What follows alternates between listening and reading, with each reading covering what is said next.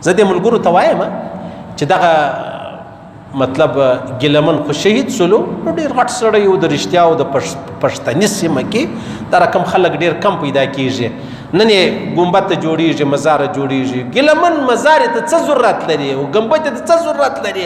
په دغه روپیو به مې دلته نږدې سکول جوړ کړی وای، مسجد جوړ کړی وای، نن به مې د دغه پر لیکلی وای، د کوچنۍ نجونې سکول به مې جوړ کړی وای، د هلکانو به مې جوړ کړی وای، کالج که ته هغه مې جوړ کړی دی، په دې به دې بل پسې جوړ کړی وای.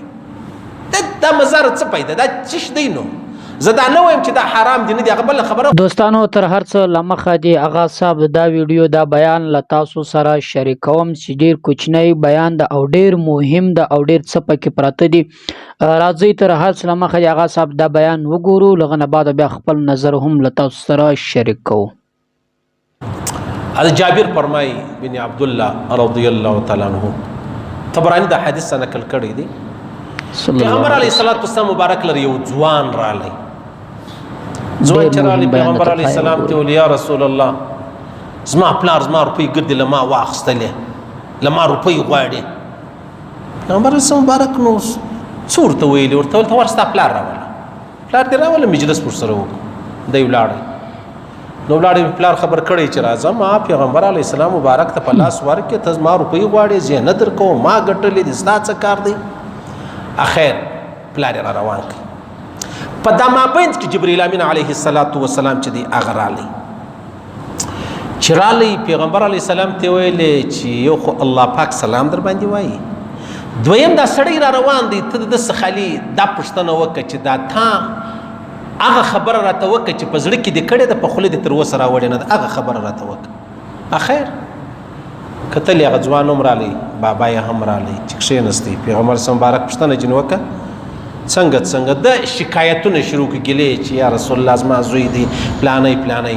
د الله رسول ورته وفرمیل ته هغه پرېږده، هغه خبره راته وکړه چې ستا په زړه کې وې، تا په زړه کې کولې، په خوله دې تر اوسه نه دې راوړي. ده ورته ویل یا رسول الله وار په وار مې یقین در باندې زیاتېږي، نو ته په ما څه خبره چې ما په زړه کې څه خبرې کړي دي؟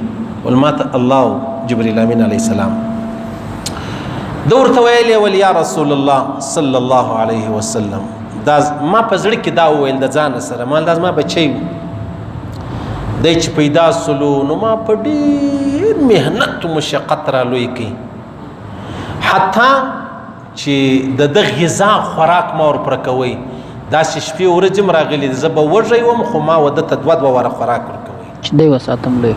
ښه یوه خبره دا سو.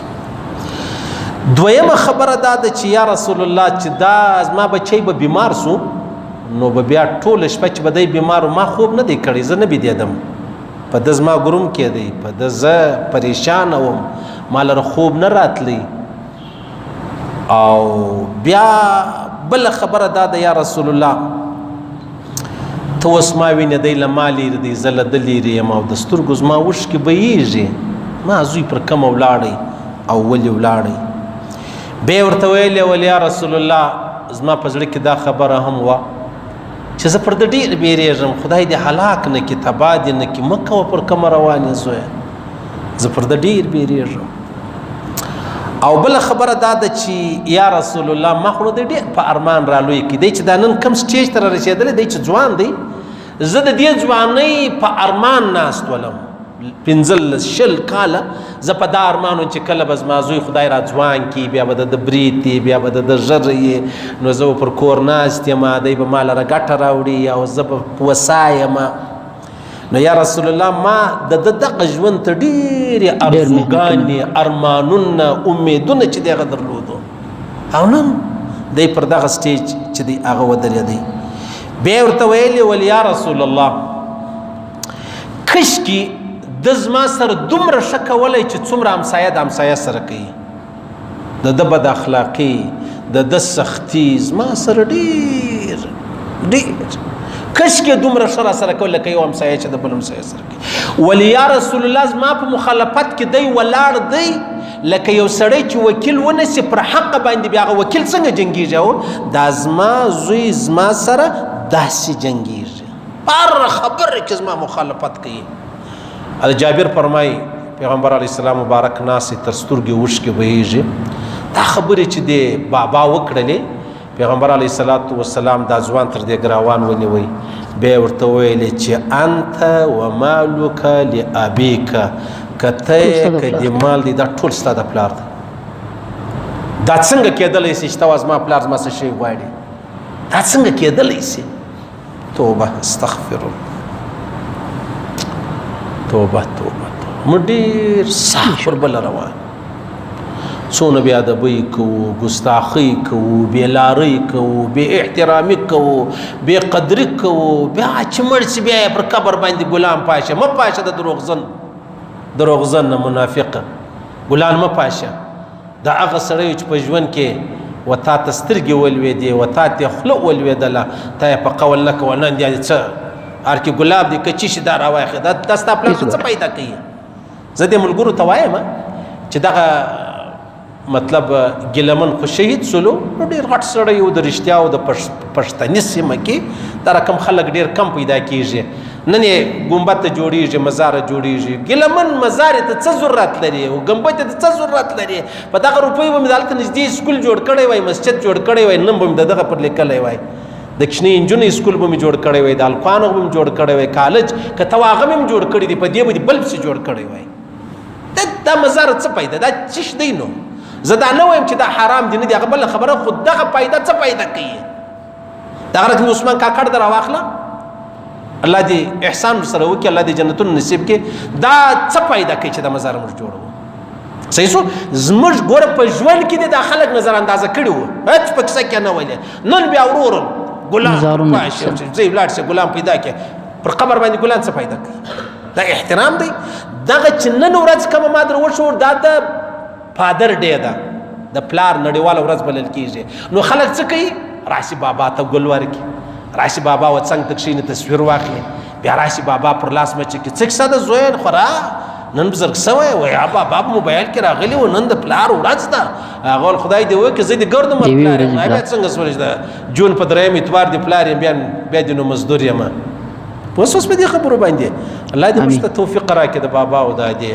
که مړه دې ورځئ قبرو لره ورځئ، لازمي ورځئ.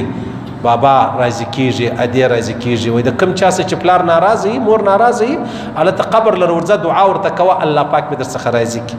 الله به د هر چا بابا وادي چې ژوندي دي الله دې ژوندي لري، که مړه دي الله دې احسان ورسره وکړي. الله دې هغه جنتونه ورکړي چې د الله په علم او په قدرت کې دي.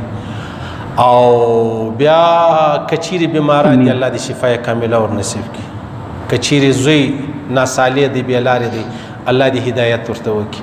کچیرې بابا بې لارې دی الله دې هغه ته هم هدایت وکړي.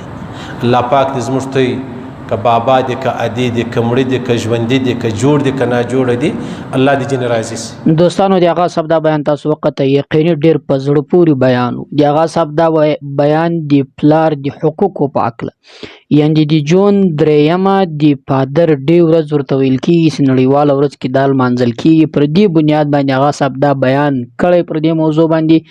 د پلار حقوق کې موږ او تاسو ته راښودلي او موږ او تاسو لیدلي، په کتابونو کې هم له علماو څخه مې هم اورېدلي دي. یقیني لکه هغه صاحب چې څنګه خبره وکړه حقیقت هم داسې ده. باید د پلار قدر په ژوند کې وکړول سي، په زندگی کې ښه چلند ورسره وکول سي. د ده د ژوند ټول ارمانونه له ده سره هغه محنت او تکلیف وکړول سي کوم چې ده له تا سره په کوچنیوالي باندې کوئ. نو چې ته د ده د لاس محتاج وې په کوچنیوالي کې، نن دی و خپل عمر ته رسېدلی ستا د لاس محتاجه ده، تا ته محتاجه ده، ستا و لاس ته ګوري. ته یې باید داسې قدر و عزت وکړې، د خپلې خولې ګوله ورنیمۍ کړې، یعنې د خپل ځان وږی پاته کې، ده ته هر څه برابر کړې لکه څنګه چې په کوچنیوالي ده خپل ځان وږی پاته کړی او تا ته یې هر څه برابر کړي.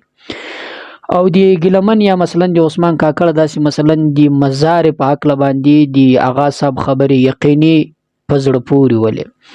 کله چې یو څوک مړ سي ګوري، له هغه په ژوندون کې قدر کول پکار دی. له هغه نه بعد بیا پر هغه باندې مزار جوړول، پر هغه باندې ګلان فاشل، پر هغه باندې چغې کول، دا هیڅ ګټه هم نه لري.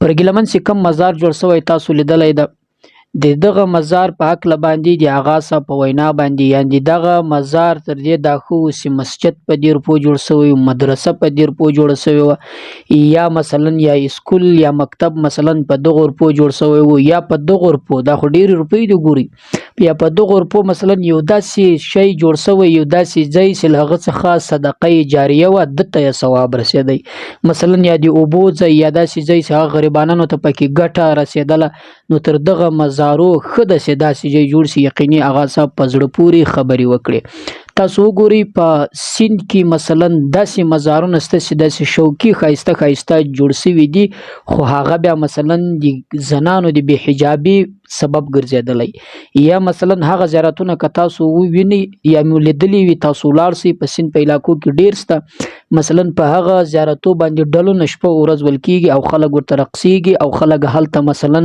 یا ښځې بې حجابه ګرځي چې دا مثلا یو غیر انساني یو غیر شرعي چلند ده نو هسې نه چې لږې لمن له مزار څخه هم بیا داسې مزار جوړ سي چې ګناه به دته رسي یعنې د ده پر مزار به بیا خلک ډلونه وایي د ده پر مزار کې به بې حجابه ښځې ګرځي نو تر دې ښه دا و چې مثلا هغه روپۍ په داسې لار باندې مصرف شوی وي چې هغه صدقه جاریه وه دته یې ثواب ورسېدو خیر اوس که هر څه هم جوړ شوی خو باید دا کنټرول کړل سي نه د دې لپاره چې خلک ټیک ټوکونه ورباندې جوړوي نه د دې لپاره چې خلک تصویران ورباندې اخلي نه د دې لپاره چې بې حجابه ښځې ورځي نه د دې لپاره چې شاوخوا دلته مثلا رقصونه کېږي اتړونه کېږي ډلونه کېږي باید د دغه زیارت یا د دغه مزار شاوخوا مثلا د دې مخه ونیول سي چې خلک دلته مثلا بې حجابي شروع وي یا مثلا غیر انساني یا غیر شرعي چلند کارونه داسې کېږي باید په کلکه د هغه مخ ونیول سي